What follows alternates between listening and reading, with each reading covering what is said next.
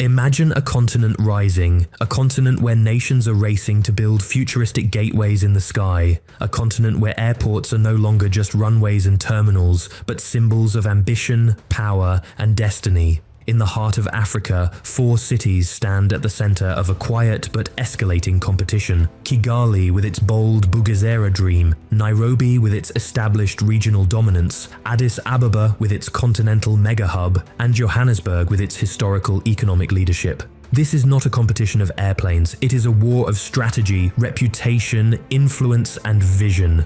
Governments are spending billions, investors are watching closely, airlines are positioning themselves for the future, and the entire world is asking the same question: which African city will rise as the ultimate aviation superpower? Tonight, we go inside the billion-dollar airport gamble, where the stakes are high, the ambitions are massive, and the future of African aviation is being rewritten before our eyes.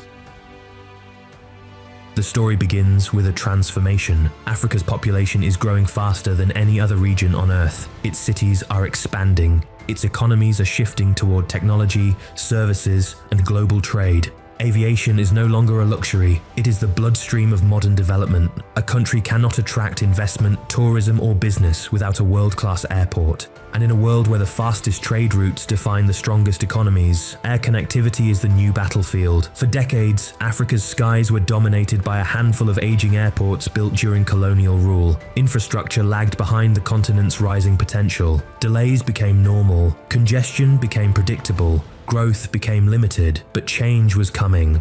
Governments across the continent realized something powerful. The nation that controls the regional hub controls influence, traffic, strategic partnerships, and billions of dollars in economic activity. Airlines build their networks around hubs. Tourists choose destinations based on airport experience. Investors judge countries by the efficiency of their gateways. This understanding triggered a wave of mega projects. Rwanda visualized Bugesera International Airport, a futuristic green aviation hub designed to replace the limits of Kigali International Airport. Kenya upgraded Nairobi's Jomo Kenyatta International Airport to maintain its East African dominance. Ethiopia expanded Addis Ababa Bole International Airport into one of the largest aviation complexes on the continent. South Africa strengthened Johannesburg's OR Tambo to retain its role as a continental gateway. These airports became more than infrastructure, they became national statements, and with each announcement, each expansion, and each groundbreaking ceremony, a silent rivalry grew louder.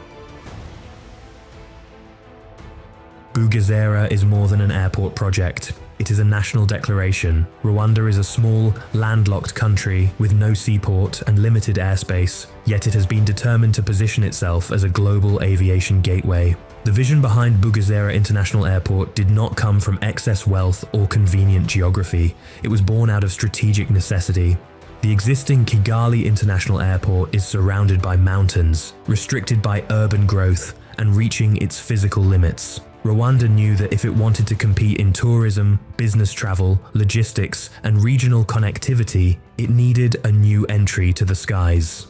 The Bugesera design is ambitious.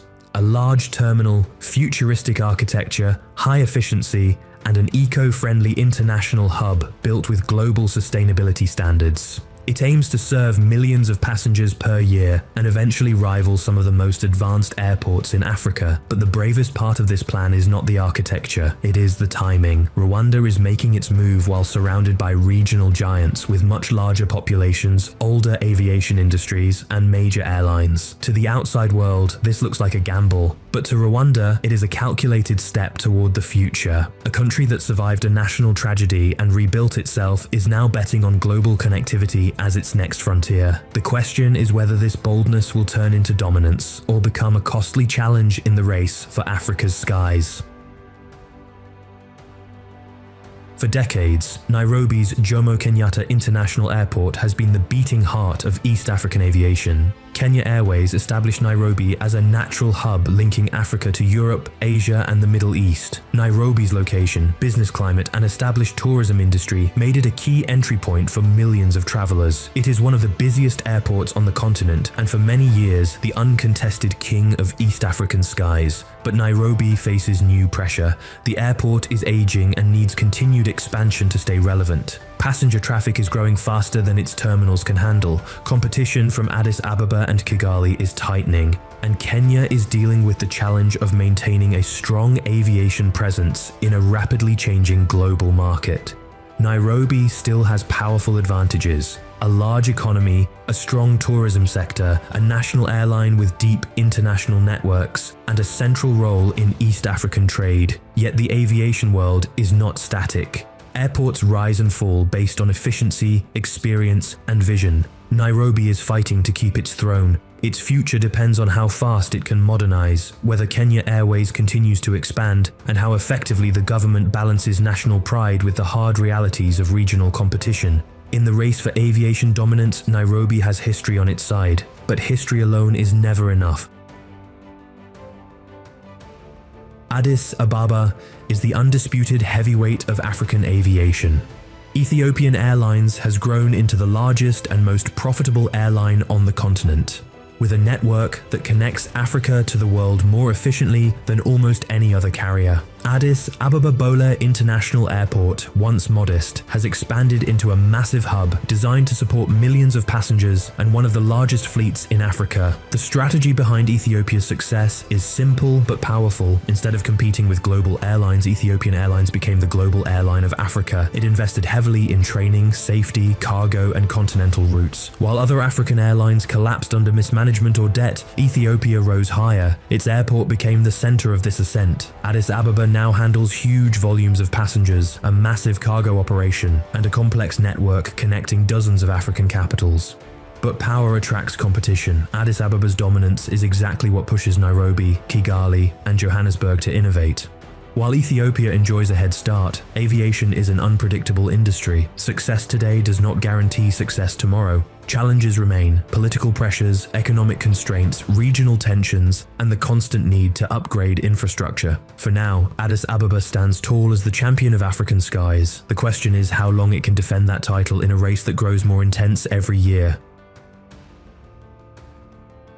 Johannesburg once ruled African aviation with unmatched authority. OR Tambo International Airport was the gateway of the entire continent. South Africa's economy, tourism industry, and global partnerships gave it a natural advantage. For years, Johannesburg served as the main entry point for travelers heading to southern Africa. Its infrastructure was advanced, its traffic high, and its influence unmatched. But the landscape changed. South African Airways faced financial crisis, losing routes and relevance. Regional competitors grew stronger. East Africa rose as a new aviation corridor.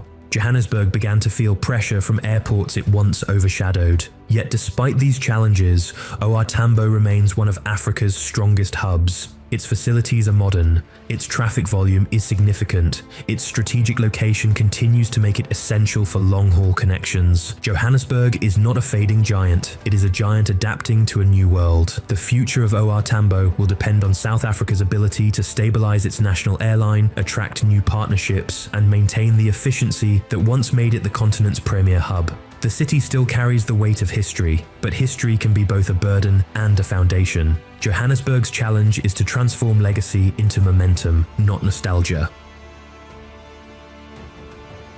Behind every major airport lies an economic engine. Airports are not just travel gateways, they are multi-million-dollar ecosystems that generate jobs, attract foreign investment, and anchor national development. A single world-class airport can influence tourism, trade, manufacturing, cargo logistics, hospitality, and even national image. When a city becomes a hub, airlines build their networks around it and travelers route through it by default.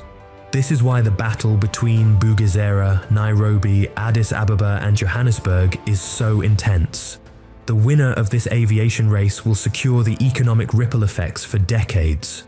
Cargo routes will shift, investors will relocate, international conferences will concentrate, tourism flows will follow the hub, not the country. African nations understand that sky dominance does not just determine who moves passengers, it determines who moves influence. The airport that becomes Africa's preferred gateway will not simply generate revenue, it will shape power. Airports and airlines are inseparable. A hub cannot exist without a strong carrier, and a strong carrier cannot thrive without a home base designed for efficiency. This is why the rivalry is not only among airports, it is among national airlines. Ethiopian Airlines stands as the giant in this arena, supported by decades of strategy and disciplined management. Its success elevates Addis Ababa into a global aviation crossroads. Kenya Airways, despite financial challenges, remains a respected brand with far-reaching international networks. Rwandair, though smaller, is growing quickly and positioning Kigali as a rising star with modern aircraft, expanding routes and bold partnerships. South African Airways continues rebuilding, aiming to restore its historic position as a continental heavyweight. These airlines are the soldiers of the aviation battlefield. The stronger they become, the more influence their home airports gain. A single new route can redirect thousands of passengers. A new international partnership can shift traffic patterns. A new cargo strategy can bring global industries closer to a nation's doorstep. In this silent war, airlines are not just businesses, they are symbols of national confidence and instruments of geopolitical strategy. The world is changing. While aviation growth in Europe and North America has slowed, Africa is preparing for an exponential rise. The continent has the youngest population on Earth, rapidly growing cities, and a middle class that expands every year. Millions of first-time flyers will enter the aviation market in the coming decades. Tourism is rising, international partnerships are multiplying, and global airlines recognize Africa as the next major frontier. This is why the aviation gamble matters. Airports built today will serve tomorrow's largest travel market. African airlines that expand now will dominate future routes. Nations that invest early will benefit from partnerships, cargo deals, aviation training centers, and enhanced regional influence. The world sees Africa's future in aviation. African nations see it too, and the ones willing to take bold risks today will shape the continent's place in global transportation. Every gamble carries danger. For these airports, the risks are significant. Infrastructure megaprojects are expensive, and economic instability can slow construction or limit expansion. Airlines may face financial turbulence, political pressure, or global crises that affect travel demand. Competition from the Middle East and Europe remains strong, and sudden geopolitical conflicts can alter aviation routes overnight. Bugesera must prove its long-term value. Nairobi must modernize faster. Addis Ababa must manage both political pressures and rapid growth. Johannesburg must stabilize its airline and maintain its infrastructure. An unexpected global event can shift aviation trends instantly. A financial crisis can weaken tourism flows. A diplomatic dispute can reroute flights. Success depends not just on vision, but on resilience. The airports that survive turbulence will be the ones that prepared for it long before it arrived.